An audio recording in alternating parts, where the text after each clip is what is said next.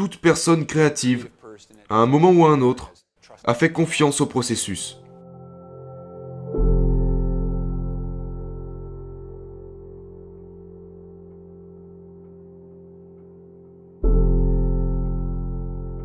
J'ai lutté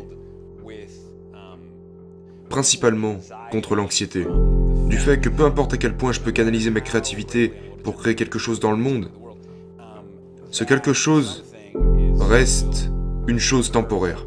Je vais créer une vidéo et puis je peux la regarder autant de fois que je veux avant d'en avoir marre. Et puis il y a ce désir de la chose suivante.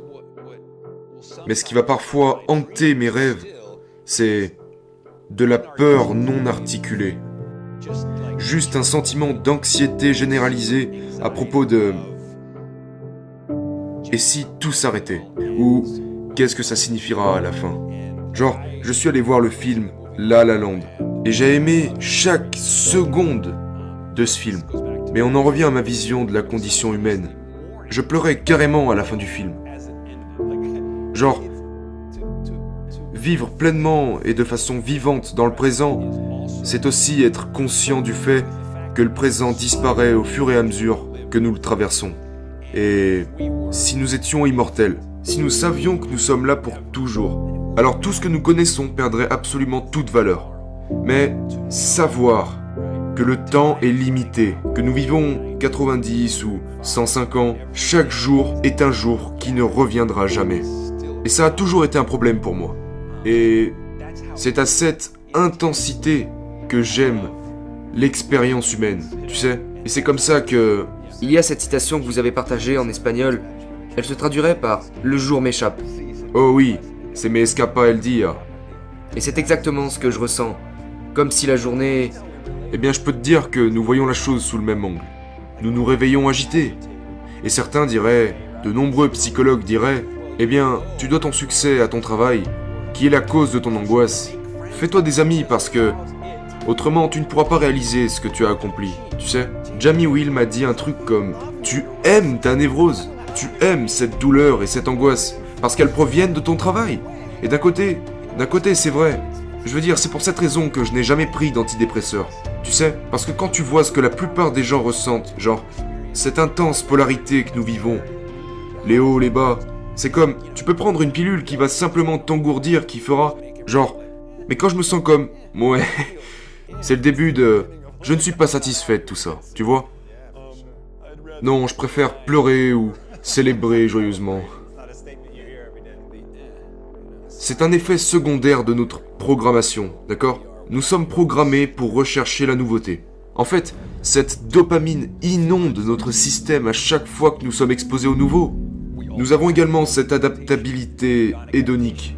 Notre point de consigne hédonique dit que ce qui nous fait plaisir aujourd'hui ne nous fera pas plaisir demain à cause de l'exposition à la répétition, parce qu'à partir d'un moment, ça devient familier. Le cerveau se concentre sur les plus grandes et meilleures choses. Et quand on y pense, ce paramètre est aussi responsable de nos plus grandes réalisations en tant qu'espèce. Nous sommes allés sur la Lune, construit Internet, nous sommes des machines créatrices de nouveautés. Nous sommes à la pointe de l'évolution et l'évolution crée les nouveautés. La vie évolue vers la nouveauté. Et la complexité, c'est la force anti-anthropique de l'univers. C'est la vie. Le problème est que si nous ne créons pas constamment, nous sommes agités et déprimés. Et aussi, nous n'arrivons pas non plus à apprécier ce que nous créons. Donc le processus est caractérisé par cette pulsion, par cette démangeaison, et non pas par l'appréciation. Ernest Becker disait « Il y a 3 façons de répondre à la terreur vide de sens que nous éprouvons face à la mortalité. La première est une impulsion religieuse. La seconde est une impulsion romantique dans laquelle vous convertissez fondamentalement votre copain ou votre copine en une divinité. Et ensuite vous dites finalement que vous voulez vivre une vie héroïque, d'héroïsme cosmique. C'est le fait de vouloir créer quelque chose qui vous dépasse. Et c'est ce que vous faites avec vos interviews.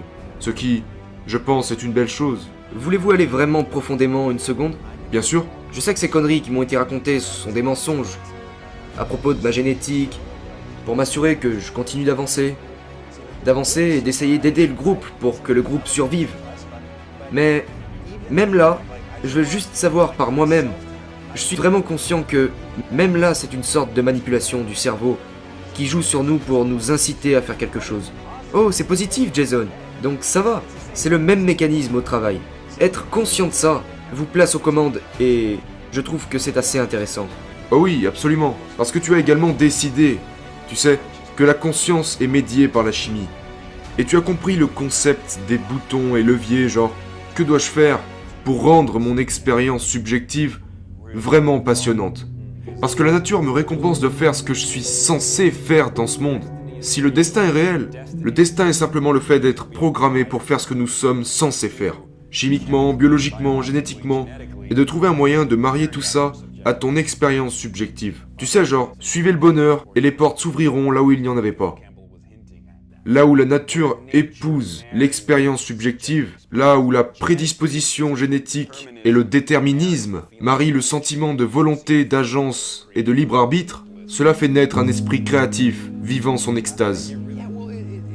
C'est intéressant parce que toute personne créative, à un moment ou à un autre, a fait confiance au processus, a compris genre comment certains environnements peuvent catalyser la créativité, comment leur déclencheur de flux fonctionne, quelles que soient ces choses surnaturelles, qui se mettent en place pour nous mener à la magie de la créativité.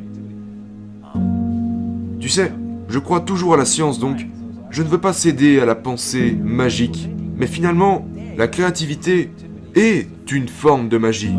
Peut-être qu'il peut y avoir une explication, mais pour les gens qui ont une aversion pour le concept de la foi, ou de la croyance en la magie, vraiment, je vis toujours comme si je croyais à la magie.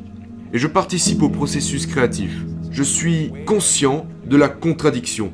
Mais l'une des caractéristiques de toutes les épiphanies mystiques, créatives, est qu'il y a toujours un sentiment de paradoxalité, afin de pouvoir garder à l'esprit plusieurs vérités à la fois. Des idées apparemment contradictoires se réconcilient dans cet état de non-esprit et d'extase. C'est intéressant que tu dises ça. Je parlais beaucoup à propos de ça. Et je crois vraiment que l'une de nos capacités que nous devons cultiver si nous voulons réussir, c'est la capacité de garder deux idées concurrentes dans notre esprit en même temps. Genre, en fait, ici, j'ai deux idées qui se contredisent, et je dois juste savoir à quel moment je dois passer de l'une à l'autre. Et surtout, me laisser guider par cette idée. Et aussi à quel moment je dois me pencher sur cette autre idée. Pour pouvoir tirer parti des deux idées de façon bénéfique. C'est fascinant. Quand nous tirons parti de ça, cela semble nous être utile, et ça l'est. Et cela indique peut-être qu'il n'y a pas de réalité subjective. Genre, il est si difficile de rendre les choses absolues. Et je pense que j'ai la conviction que le potentiel humain est presque sans limite. Maintenant, pourquoi je dis presque sans limite? Je le dis en partie parce que j'ai en tête des idées concurrentes. D'une part, je crois que le potentiel humain est complètement illimité. Et d'autre part, je sais que si je saute du toit, je vais forcément me casser quelque chose. Donc, c'est comme... Comment puis-je concilier ces deux choses? Eh bien pour moi, cela provoque une énorme anxiété. Vraiment? Oui, parce que je suppose que tant que nous sommes jeunes et en bonne santé, que nous dormons suffisamment, que nous faisons de l'exercice, que nous mangeons bien, nous pouvons plus ou moins tenir notre physiologie pour acquise. Et tu sais, heureusement je suis en très bonne santé, mais j'ai expérimenté la peur de vivre dans ma vie. Principalement par l'imagination, genre quelque chose s'est produit et j'ai supposé que c'était le pire scénario possible. Mais je peux te dire qu'en plein milieu d'une attaque de panique, d'une véritable terreur ontologique, et peu importe si vous pensez que vous êtes en train de mourir ou que vous êtes juste en train de devenir fou, c'est la même chose. Vous perdez votre emprise sur vous-même. Vous perdez même votre emprise sur votre propre identité. Et je travaille sur une vidéo à ce sujet en ce moment. Je pense que la santé mentale, la dépression, l'anxiété dans ce pays sont chroniques. Aujourd'hui, c'est l'une des maladies les plus diagnostiquées au monde. Bien plus que les maladies physiques. Genre, génial, nous avons la science, nous avons les vaccins, les gens vivent plus longtemps, en meilleure santé. Oui, mais ils sont foutrement déprimés et anxieux, tu vois.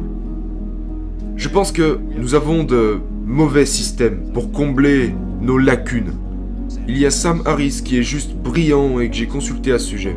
Il a dit: pourquoi sommes-nous si préoccupés par l'histoire? Genre, le cerveau est paramétré pour raconter des histoires. Donc lorsque tu es physiquement mal à l'aise, tu te racontes une histoire. Et cet inconfort va informer l'histoire et lui donner une teinte négative. Tu sais, parfois je me sens anxieux et je réalise que je dois simplement pisser parce que je me suis juste inventé une histoire.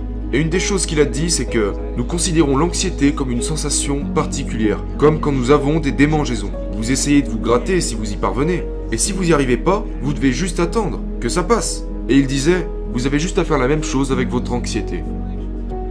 Les méditants de la pleine conscience en parlent aussi. C'est ok, laisse-la se manifester. Ne résiste pas, ressens-la. Et si vous ne lui permettez pas, genre, d'attirer votre attention, elle passera comme n'importe quelle autre sensation.